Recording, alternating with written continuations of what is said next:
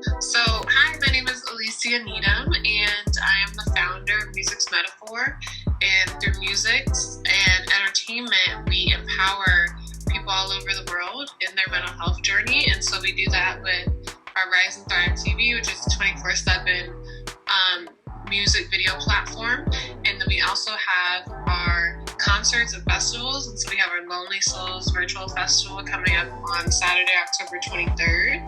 And we also have playlists and everything like that.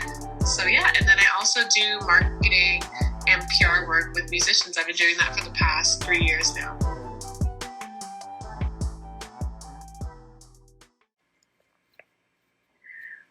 I got a start in, my major in college was integrated marketing communications. And so I focused a lot, in school on marketing and PR. And then I got an internship at a record label where I live in California. And I was in their marketing promo team. And I really just enjoyed it. And I like to write. And I love coming up with strategies and, a whole visual side of a project and where it's going to go. And so I just really kept pursuing it.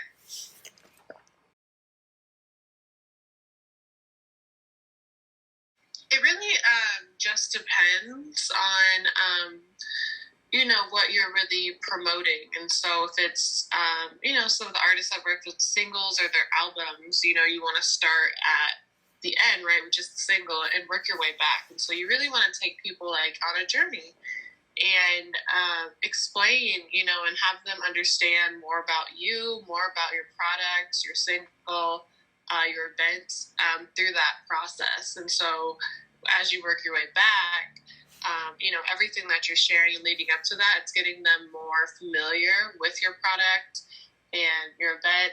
So that way, by the time it's coming up closer to it, they have that know, like, and trust with you, and they're more willing to be interested. And since they've seen it, all these times, they're more likely to follow and be interested.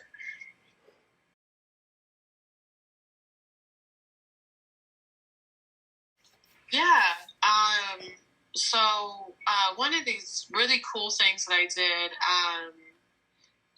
was for the label was releasing a single. And so it was a collaborative single of some artists on the label. And so it was called Born Free. And so, one of the things we went around was asking people, like, what does it mean to be born free? And we made it a little video series. And so that's really inviting people to be a part of the experience and having them really tie in and get connected with your message by asking them, what do you think about that? What does that mean to you?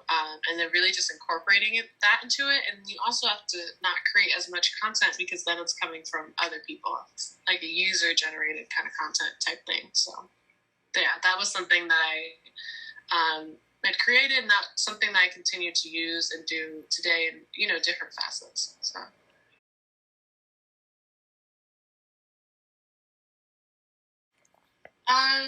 Really get connected with why this is coming out and, what people would benefit from this, because there's so many things now that people are inundated with, through social media and their email list and online in general. So why should they care? And what would they get out of it? Why is it important to them? And so really tapping into, you hear it all the time, your why, what you're doing, but also thinking about, what someone else can get from this. And whether it makes their job easier or it brings some light and some goodness into their day. These are all different things, but really focusing on that, and that'll really help you with your marketing strategy.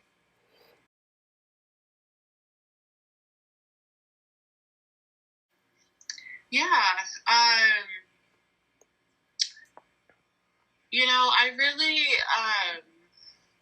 have enjoyed just seeing what some of these major labels have been doing with some of their artists, and so one of them I really like is Joji.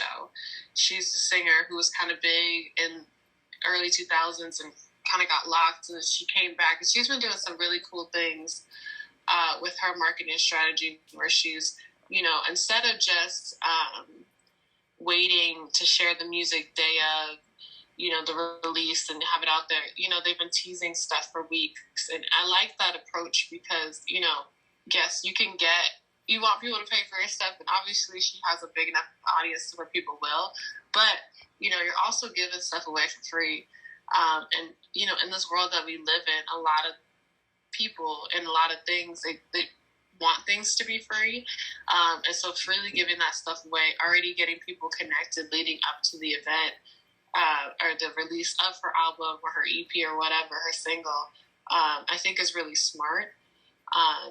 And so it gets people really connected early on, you know, and if you continuously do that and then you share, you know, the behind the scenes and all that after the fact, once they've already got connected with the music, I think it's really flipping it instead of doing it the other way. And I've really liked that strategy, and that's something that I've been incorporating with artists that I've been working with is, you know, how can we give even more? You know, of course we want people to pay and to support financially, but we got to give them a reason to. And I think really sharing and giving freely gives them a reason to want to support them longer.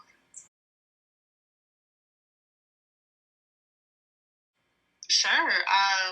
Yeah, thank you so much, Todd, for letting me be on your show. I really appreciate this opportunity. And I want to give a little shout out to Music's Metaphor. We hope that you can join us for the Lonely Souls Virtual Festival, which will be October 23rd at 2 p.m. Pacific Standard Time. You can get your tickets at musicsmetaphor.com. And each $5 ticket will support and give a special Halloween bag to a child in need in Orange County, California. We're going to have some amazing rock and indie pop artists. So hope you can join us. Thanks.